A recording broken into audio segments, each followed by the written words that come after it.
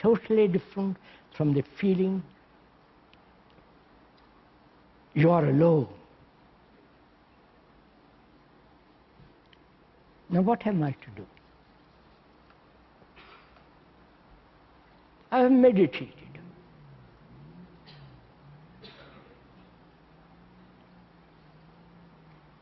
I followed different systems, slightly. And I recognize their superficiality. I must tell you another story, if you don't mind. We were speaking in Bombay. Enormous crowd and so on. And the next day a man came to see me, see the speaker. He was an old man, white-haired, white beard. He told me the following story. He was one of the important judges in India, an avocat, a judge, highly placed, family, children, respected, all that stuff. And one morning he said to himself, I pass judgment over others, criminals, swindlers, robbers, business robbers, political robbers, and so on. I pass judgment, but I don't know what truth is. So how can I pass judgment if I don't know what truth is? This man who came to see me, to see the speaker, was telling this. And so he withdrew. That's one of the old traditions in India, highly regarded, respected. He withdrew from his family, went into the forest to meditate. It is the tradition in India still that when a man renounces the world, he must be clothed, respected, fed, wherever he wanders in India. It is not an organized society of monks. He's alone. So we withdraw us into a forest, and he said, for 25 years he's meditated.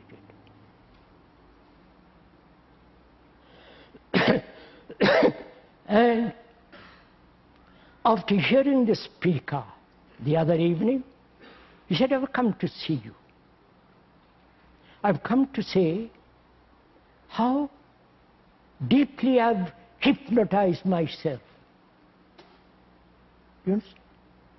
How in this hypnosis I've deceived myself. For a man who has meditated for 25 years to acknowledge that he has deceived himself, you understand the nature of a human being that says that? Not just these neo-monks. So,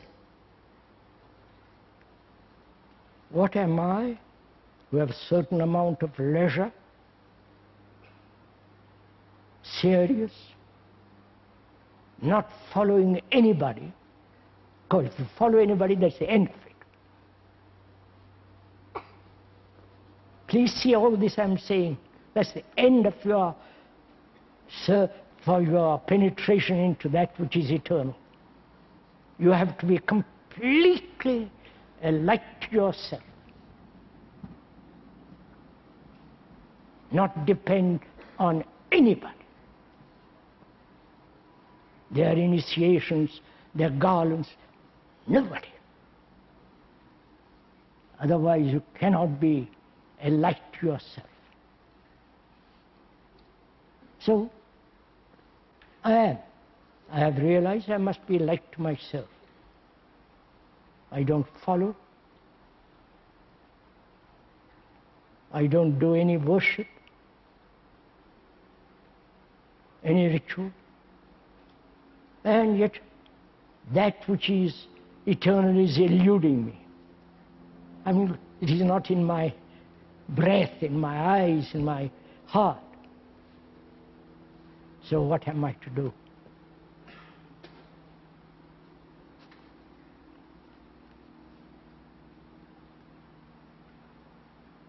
First of all,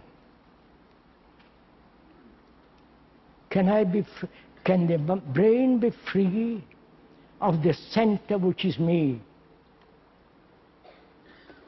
You understand my? Can my brain be free of myself, the self? Whether that self is super self, ultra super, is still the self.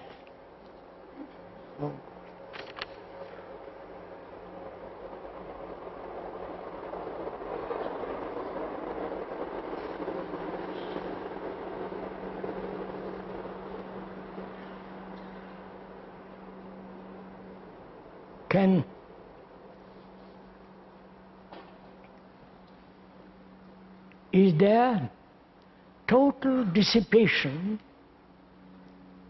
of selfishness, to put it very simply? Selfishness, the self-center, is very cunning. It can think it is escaped from all selfishness, from all concern about its own entity, its own becoming, and yet very subtly, deeply is putting out a tentacle. You understand all this? So one has to discover for oneself whether there can be complete and total freedom from all selfishness. It is all self-centered activity. Right? That is meditation. To find out a way of living in this world without being selfish, self-centered, egotistic activity, egocentric movement. If there is a shadow of that, a movement of that, then you are lost. So one has to be tremendously aware of every movement of thought.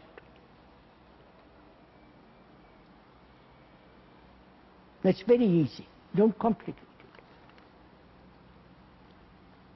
When you are angry, for the moment you do not know, there is just that feeling. But when you examine it, you can observe the arising of it, right? The arising of greed, the arising of envy, the arising of ambition, aggression. As it arises, to watch it. Not at the end of it. You know? As it is arising, as you watch it, it withers away. You understand? So you can be aware. So the brain can be aware of the rising of a thought.